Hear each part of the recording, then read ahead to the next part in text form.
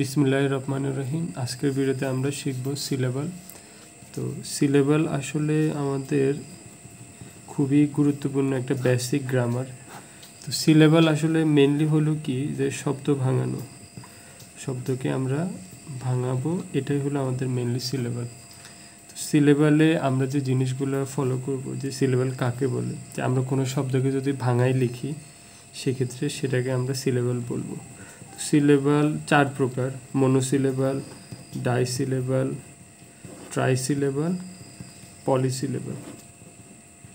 তো আমাদের আজকের এই ভিডিওতে মেন কাজ হলো যে এই সিলেবলগুলো আমরা জানবো যে কোন ইয়েটা কেমন দেখতে। তো সেই ক্ষেত্রে আমাদের যে প্রথম কাজ হলো সেটা হলো কি মনোসিলেবল, যে একভাবে একটা অংশে ভাঙানো সেটাকে আমরা বলতেছি মনোসিলেবল। তো সেটা কীরকম, যেমন একবারে ভাঙানো যায়, যেমন প্যান, ক্যাট, ডগ, এগুলোকে আমরা বলতেছি মনোসিলেবল। ডাইসিলেবল কি, যে দুইবারে কোনো কিছুকে যেমন ভাঙানো, যেমন ফুটবল। তো সেক্ষেত্রে আমরা এখানে ফুট এবং বল দুইবারে ভাঙাইতে পারতেছি। তারপরে ফার্মার আছে, তো সেক্ষেত্রে আমরা এটাকে দুইবারে ভাঙাইতে পারতেছি। এরপরে আমরা আসি ট্রাইসিলেবল, এটাকে আমরা তিনবারে ভাঙাই লিখতে পারবো। সেক্ষেত্রে আমাদের জন্য যে জিনিসটা খুবই গুরুত্বপূর্ণ সেটা হলো, যেমন উদাহরণটা জানা, যেমন বিউটিফুল।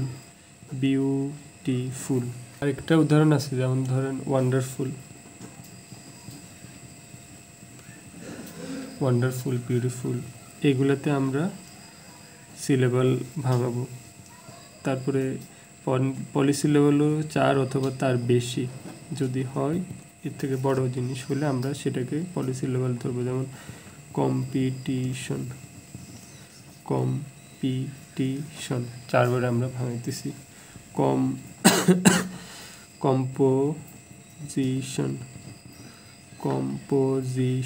এই যে আমরা 4বারে যে ভাঙাইতেছি এটাকে আমরা বলতেছি পলিসিলেবল।